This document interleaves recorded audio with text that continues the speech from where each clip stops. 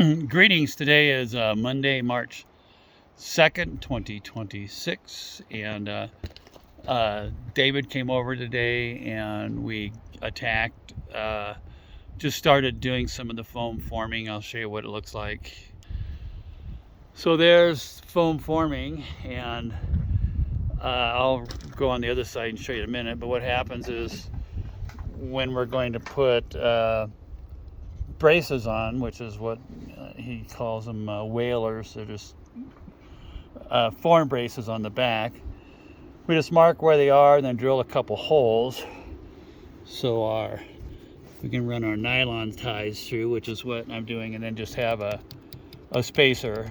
So then what'll happen is Steve probably will come in and we'll shotcrete and behind all of this, and places where I had for instance, this was a busy corner here, so we had added extra rebar, and there's a couple places where the pieces that we were put in were actually resting on the form. So I just took a piece of my foam forming, and see, there's one up there, just to get that out of the way so it's not touching the foam. And I'll show you what it looks like on the other side. Of course, the lower level we could take and reach from the footings, but that slowly, or quickly rather, disappeared. So that advantage. So we had to break in the middle of the day and put some scaffolding up. Oops. The thing about these brimmed hats, you can't see what's in front of you. And I am tired too. So here's a table that and what I would take and put these are 4x8 sheets of form material. I would just put it on here on my make-do workbench here and run it to the end. And for instance, my spacing between my red steel I-beams is usually about 71 or 72 inches.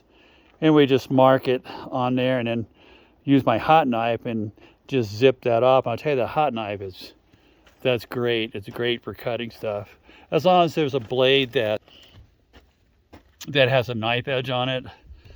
The blade that came with the kit did not have a knife edge on it, so it just pure, it was not a good tool. So I spent $40 and bought 3 of these knife edge 4-inch blades to go with it. And here's what we look inside. Here's the scaffolding that we put together, and this is what the form supports. Steve calls them whalers. I don't know why. So it's just using nylon ties, and also Steve supposedly had a whole bunch of buckets of angle braces that I guess somebody stole. So this is what everybody else is doing that I've seen. I've looked at a lot of videos, and Steve was the only guy that was using some kind of bracket in there, and it did fit behind the red steel. But this is pretty sturdy. I don't think we're going to have to worry too much about any overlap into that area.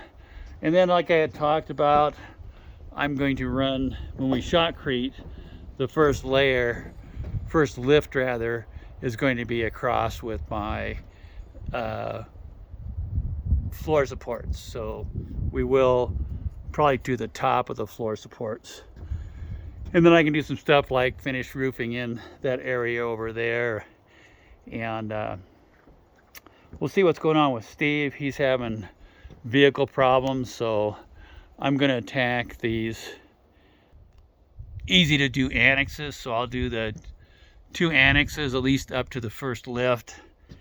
And if he's not up and running by that time, I will go ahead and attack the dome, or the lower level, first lift over the dome.